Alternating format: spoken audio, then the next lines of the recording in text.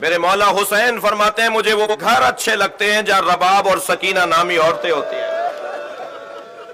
اللہ اگر آپ کو بیٹیاں عطا فرمائے تو ایک بچی ہر گھر میں سکینہ ہو۔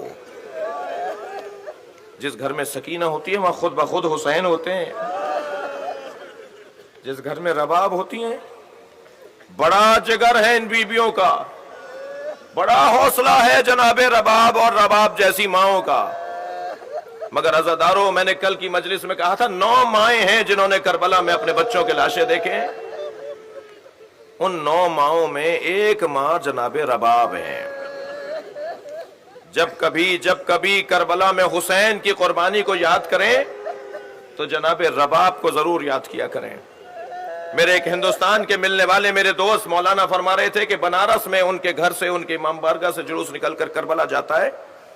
روز عاشور تعزیے کا جلوس نکلا تو وہ اس رستے پر آگے چلے کہ جس رستے سے جلوس کو گزرنا تھا، تو کیا دیکھا کہ ایک بڑے چوراہے کے اوپر ہزاروں کی تعداد میں ہندو عورتیں کھڑی ہیں۔ کہنے لگے جب قریب گئے تو ایک اور بات محسوس ہوئی کہ ہر گود میں ایک دودھ پیتا بچہ ہے۔ اجرکم اللہ، اجرکم اللہ۔ مولانا فرمانے لگے جب ہم برابر سے گزرے تو ایک عورت نے آواز دے کر کہا بھائی مسلمان لگتے ہو؟ تو میں نے کہا ہم مسلمان ہیں۔ کہنے لگی بتاؤ بابا حسین کا جلوس کب آئے گا؟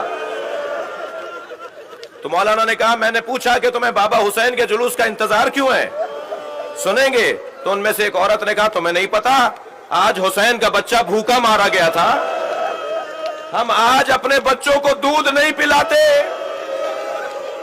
جب تک تعزیے دفنا نہ دیا جائے۔ 1400 سال گزرنے کے بعد صاحبان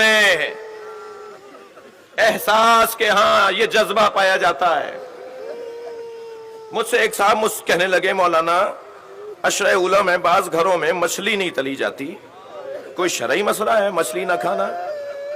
میں نے کہا بعض ہندوستانی خاندانوں میں کڑھائی نہیں چڑھتی، ہمارے ہاں کڑھائی نہیں چڑھتی 10 دنوں میں، محرم میں مچھلی نہیں تلی جاتی۔ شرعی طور پر تو کوئی حکم نہیں ہے، مگر مجھے لگتا یہ ہے کہ میرے کسی بزرگ نے جس نے یہ رسم ڈالی، جس نے یہ کام شروع کیا، اس نے امام حسین کا یہ جملہ سن لیا تھا اما ترونا کیف یتلذا، تم میرے بچے کو دیکھ نہیں رہے مچھلی کی طرح منہ کھولتا ہے۔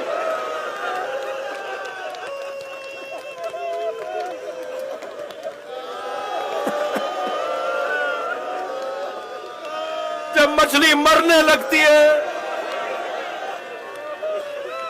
تو کبھی منہ کھولتی ہے اور بند کرتی ہے۔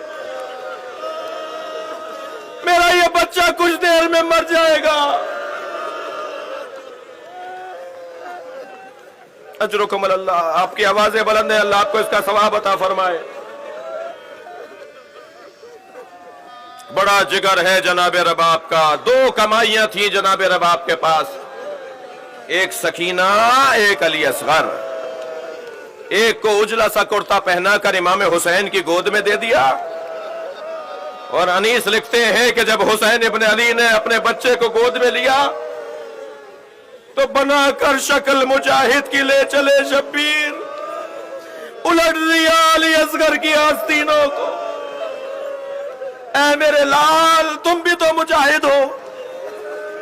لے کے چلے میدان کربلا میں، دشمن کو خطاب کر کے فرمایا اگر تم مجھ پر رحم نہیں کر رہے، مجھے پانی نہیں دے رہے، تو اس بچے کو پانی پلا دو، اس نے کیا قصور کیا ہے؟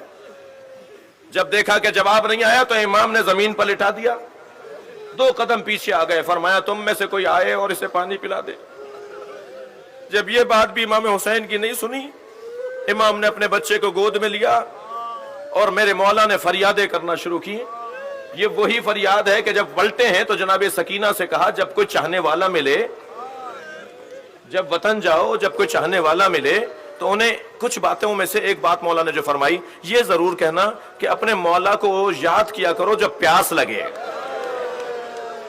جب تمہیں پیاس لگے تو اپنے مولا حسین کو یاد کیا کرو، اور یاد کیا کرو کہ تمہارا مولا کیسے پانی مانگ رہا تھا۔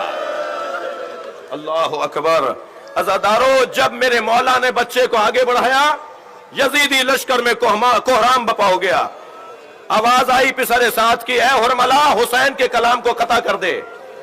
سنیں گے زدہ